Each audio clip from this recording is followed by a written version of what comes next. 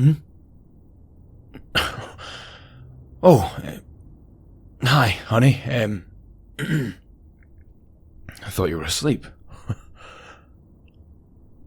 Sorry, was I making too much noise? I know you hate it when I work late. I try my best to be quiet, but, well, I guess I didn't really succeed that time, did I? How about you just head back to bed? I'll be through in a minute. And, if you like, I can bring you a glass of water or a cup of tea, something to help you get back to bed again. Hmm? No, oh, no. I'm fine. I'm fine. Just relaxing, I guess you could say. But decompressing, even. Oh, no. Work was fine. Work was work, you know. Nothing particularly stressful to talk about. No, I'm fine. I'm fine. You know me. I'm always alright.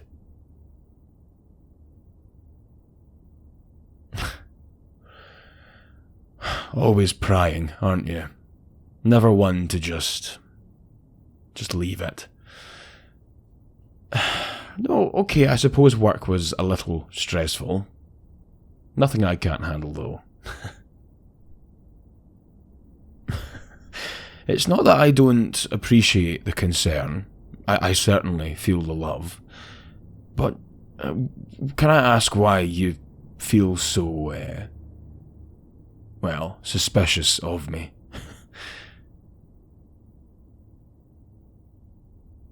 What, this? This is just a little drink. Just something small to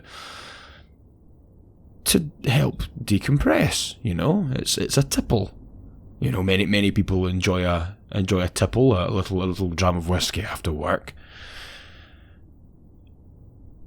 Okay, yes, the bottle is half full, but to be fair, it was 3/4 full when I took it out of the cabinet, so I've only had maybe 2 or 3 glasses. I mean, hey, I'm Scottish, I can handle it, you know, but, no, fair enough, I suppose that is a little bit more than just a tipple.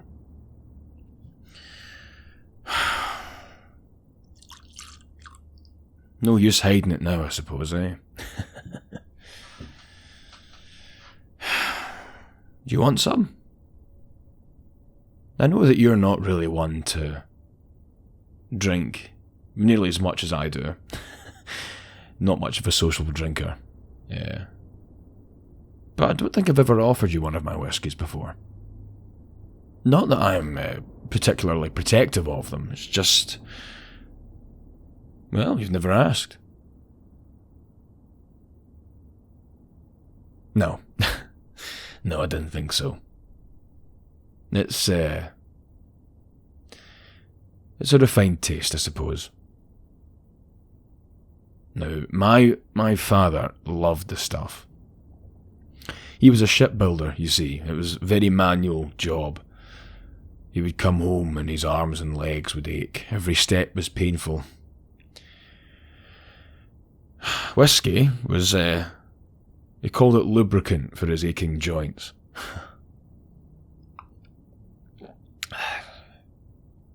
Well, it wasn't exactly wrong. But on a day like this, after a day I've had, not so much the external pain that it's addressing.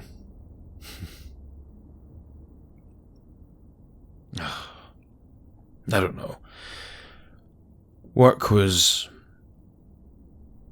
hard. It was hard. As you know, we've just taken on a new project. A lot more responsibility. And, well, not more people to shoulder it. It's falling to the few of us that are actually competent at our jobs to keep the ship afloat, so to speak. Which then falls down to myself and 2 others out of a team of 11.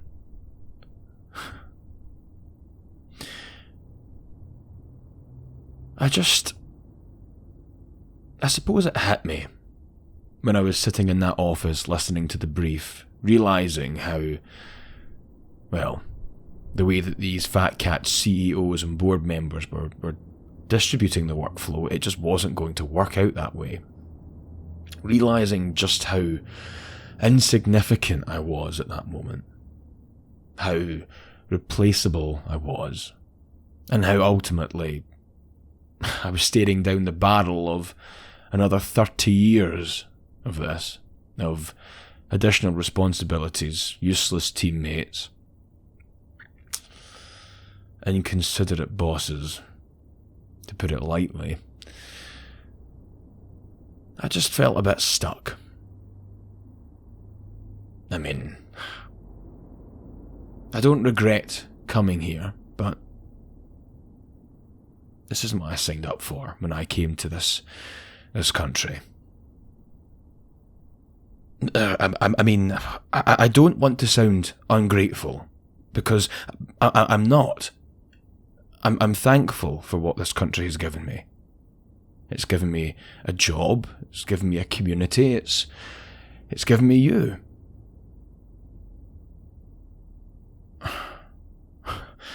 But back home,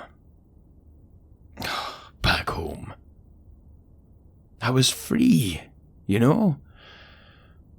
Free to climb any Monroe that I found, to crawl up any burn, to camp on any broth field that crossed my eye. Could roam the highlands, camp under the stars. Felt like I could rule the world sometimes.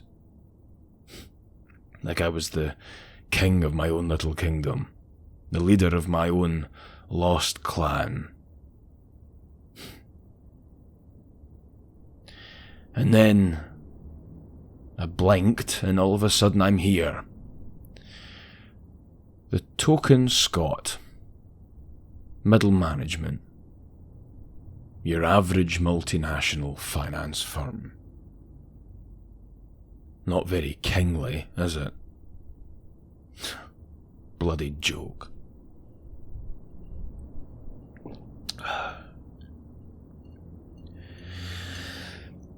I don't know. I suppose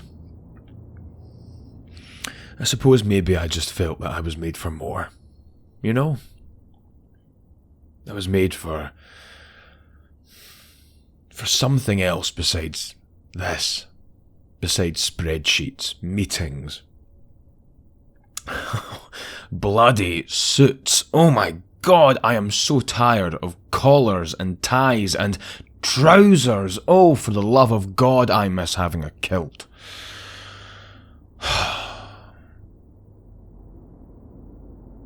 But most of all,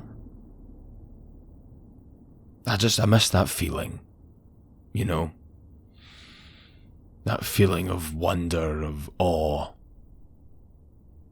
And I know now that, because I'm not daft. I know that if I go back to those hills, to exactly where I stood, that feeling won't be there. Because I was different then. That feeling didn't come from being out there, it came from what was in me at the time. But mind you, what was in me at the time was whiskey, and I figured that getting some whiskey in me now would rekindle some of that, but maybe it was just the misguided fires of youth.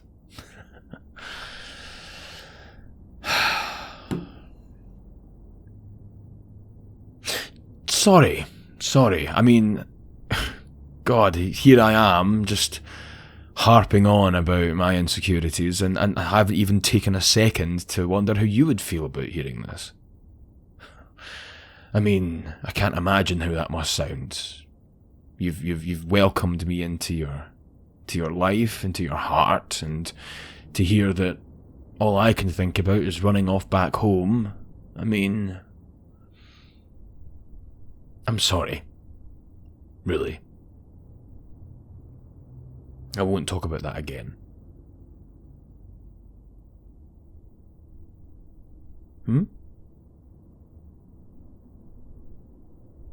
What was my home like? What, you mean where I grew up? Are you sure that you're okay for me to talk about this? I mean, when I go down this rabbit hole, I have a tendency to get a bit misty-eyed. And I don't want you to feel insecure or to feel any kind of way about this. I love the life that I have here with you, but sometimes it's just, well, it's nice to think of home. But you're sure? You're really okay with me reminiscing? And can I ask why?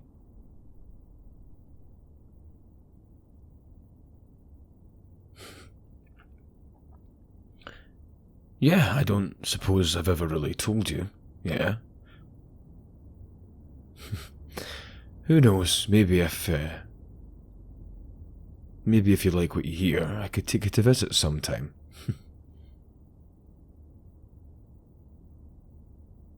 Yeah.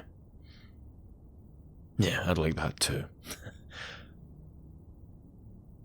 But yes, come on, get a seat, quickly. What was I thinking about last time? I was thinking about... Oh yes, I remember now. So, where I grew up was a very small coastal town, right? And it had this lovely fish and chips, and every single Friday it would bring in fresh chips from the harbour.